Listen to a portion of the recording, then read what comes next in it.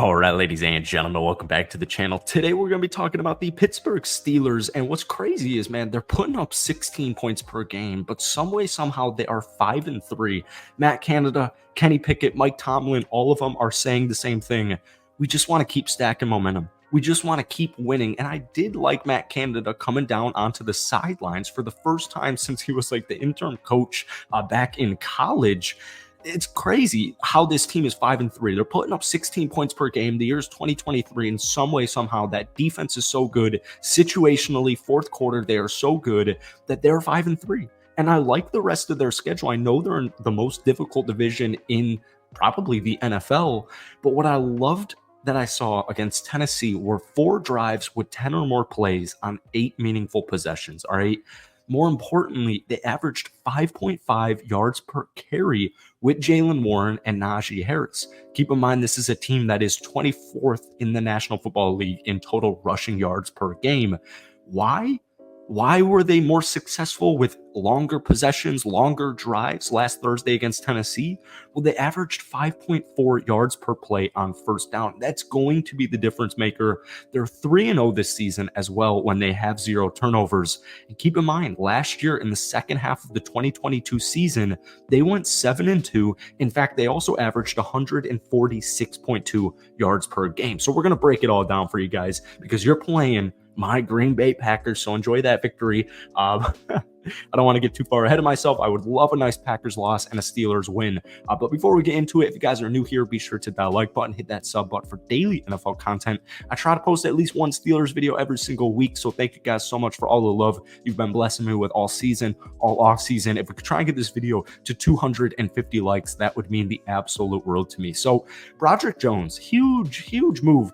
He's a left tackle. He was drafted as a left tackle out of the University of Georgia. He gets the start last Thursday at right tackle, all right?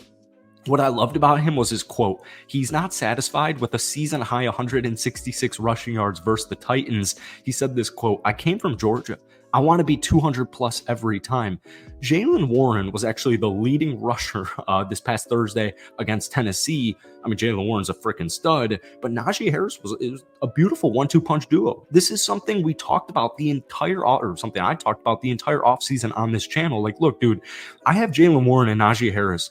I have Deontay Johnson and George Pickens. I have Pat Freiermuth. I have a solid offensive line, and I have one of the best. I have an undisputed top 5 defense in the National Football League.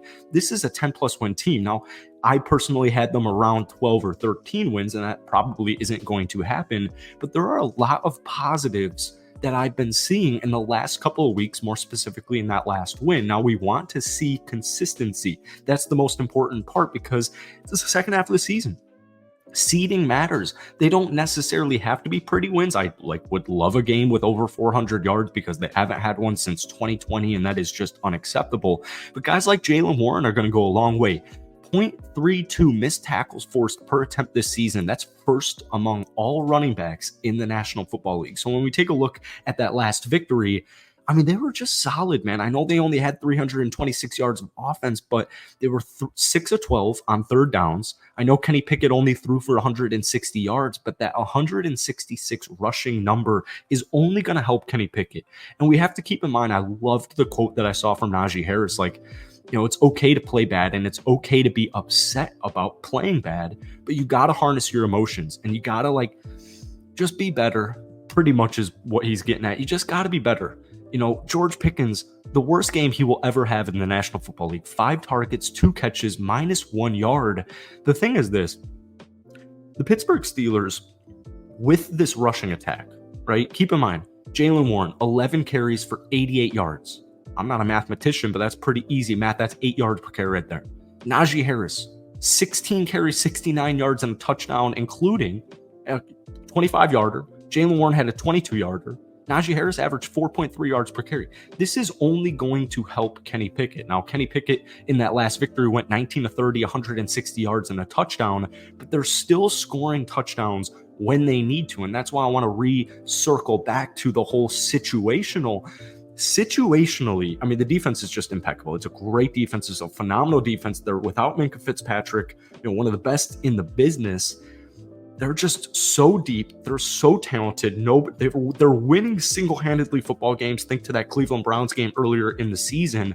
The rushing game, if I'm averaging 166 rushing yards per game, that is only going to make my passing attack that much easier.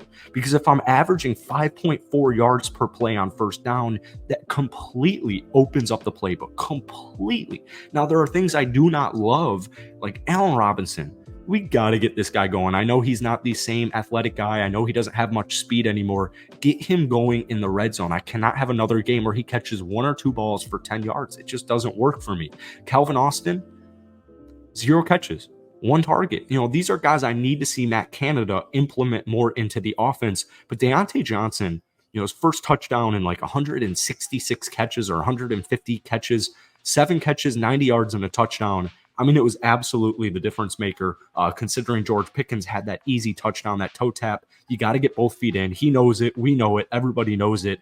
Expect a huge bounce back game, especially because I don't even know if Jair Alexander is going to be good to go this upcoming Sunday against my Packers.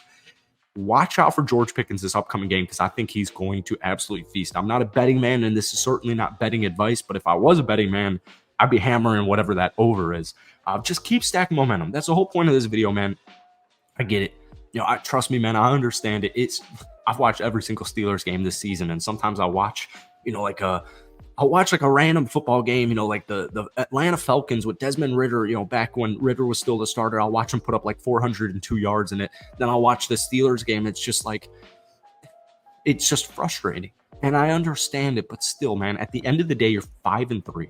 All things considered, you're putting up 16 points per game, and you are some way, somehow 5-3. And I'll actually say not some way, somehow. The reason you're 5-3 is because you are a good football team. There's clear-cut talent littered everywhere through this roster. Is Kenny Pickett the quarterback of the future? Who knows? We'll know by the end of the season. I'm not too worried about it because, like we saw, especially with what he had, 3 game-winning drives to end the year last year, they were 7-2 in the second half of the season. So just keep stacking momentum. Sports, but football especially, is just a game of momentum.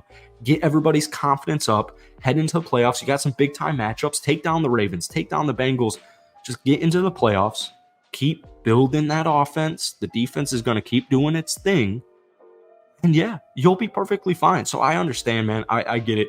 Wasn't a pretty win. This was like, a week ago. But still, a win is a win in the National Football League. So it's something I'm going to take, and I think Steelers fans are going to take it as much as it sometimes hurts to watch. I get it. So that's it for today, man. If you enjoyed it, be sure to hit that like button, hit that sub button for daily NFL content. But guys, more importantly, let me know what you guys are thinking about this offense right now. Do you at least like what you saw against Tennessee? I know, like I said, we need to see consistency. This is a big-time game against the Green Bay Packers. I want to see, actually, honestly, 400 offensive yards, but I really like Matt Canada being down on the sidelines. That's just me personally. Let me know what you guys are thinking. Have a great weekend, and we will see you hopefully Sunday. Not for me. Actually, for me too, like I said, I'd rather the Packers tank, but hopefully we see you Sunday afternoon with a win recap.